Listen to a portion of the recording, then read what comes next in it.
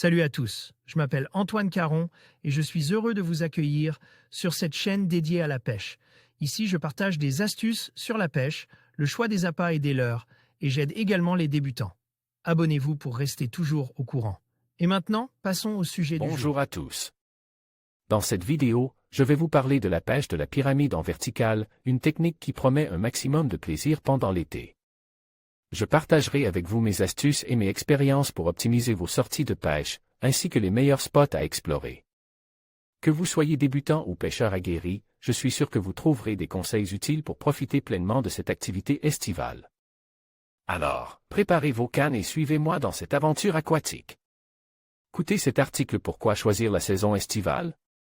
L'été est sans aucun doute la meilleure période pour sortir en bateau et profiter des journées calmes et chaudes. La pélamide se rapproche du bord à cette période pour chasser dans les poissons fourrages. Toutefois, les chasses en surface ne sont pas tous les jours de la partie et il faut savoir s'adapter aux conditions de pêche.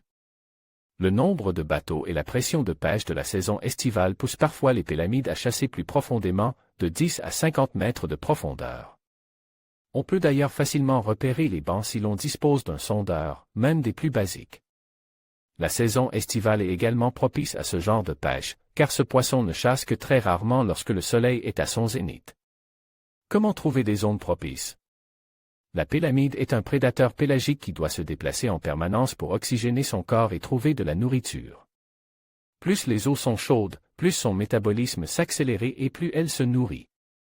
Bien que ce poisson se déplace beaucoup, il existe des zones de passage très caractéristiques que l'on peut identifier facilement.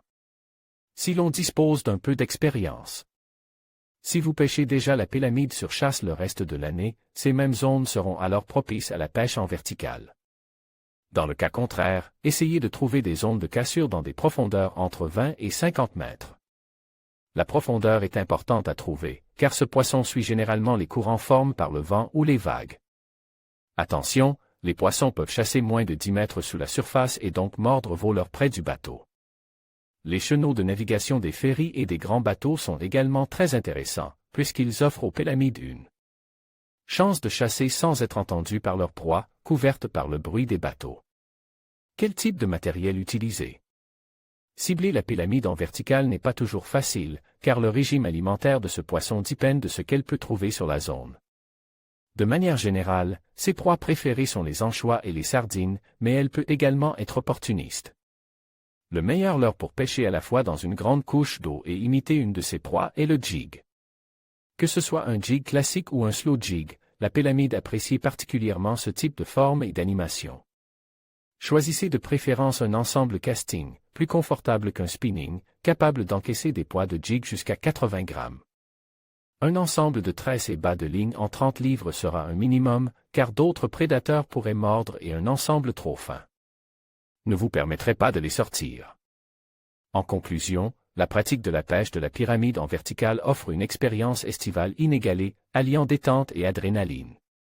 Que vous soyez novice ou expert, cette technique vous permet de profiter pleinement des plaisirs de la nature tout en vous connectant avec votre passion pour la pêche. N'oubliez pas d'explorer de nouveaux spots et de partager vos moments de pêche avec vos amis. Alors, préparez votre matériel et partez à l'aventure pour vivre des instants mémorables au bord de l'eau cet été.